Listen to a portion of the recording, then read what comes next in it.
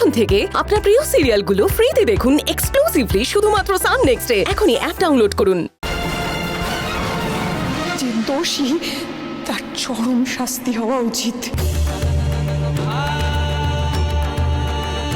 ও আচ্ছা, তা নীলা, হঠাৎ করে দীপু তোর বাড়িতে চলে গেল, মাঝে মধ্যে যায় নাকি? না না বড় বৌদি, আমার দিদি দাহের পর ছোটদাদা বাবু গেছিলেন। তোর জামাইবাবুটা কি?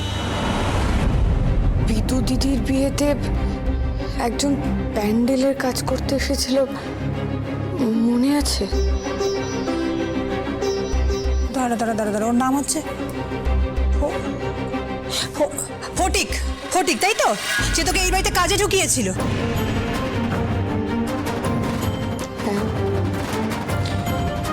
উনি আমার জামাইবাবু। এই ঘটনাগুলো তুই আমাদের আগে জানাবার প্রয়োজন বোধ করিসনি? ফটিকদা খুব খারাপ মানুষ, সেই জন্য লজ্জায় আমি এই কথাগুলো আর তোমাদের জানাতে পারিনি। শুধু তাই নয়, কাল ফটিকদাকে পুলিশের হাতে তুলে দেওয়া হয়েছে, আর এটা সম্ভব হয়েছে শুধুমাত্র ছোটদাদা বাবুর জন্য।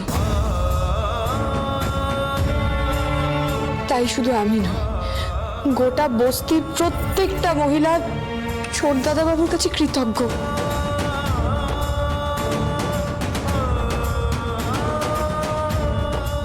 দীপু, সরি ভাই, আমি তোর কাছে ক্ষমা চাইছি। না দাদা, না মানে আমরা না বুঝেই তোকে অনেকগুলো আজে বাজে কথা শুনিয়ে ফেললাম।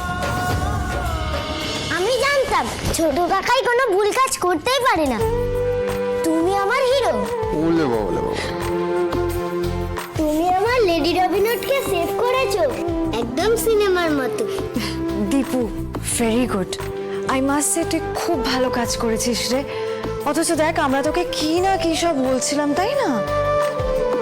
বড়বাবু, ছোটদাদা বাবু কোনো অন্যায় করেননি। উনি তো আমাদের লড়াই করতে শিখিয়েছেন, নিজে পাশে দাঁড়িয়ে আমাদের সাথে লড়েওছেন, এমনকি পুলিশও ওনাকে ধন্যবাদ জানিয়েছে। দীপু, তোর এই বুড়ো বাপটাকে ক্ষমা করে দিস। কি বলছো বাবা? কেন করছো তুমি? আর তুমি কেন কাঁদছো? আমি কিচ্ছু মনে করিনি, আমি কিচ্ছু মনে করিনি। বাবা মা বকলে তো মাথা পেতে নিতে হয়, তাই না? তোমরা শুধু আমার উপরে বিশ্বাস রেখো, ব্যাস ব্যাস।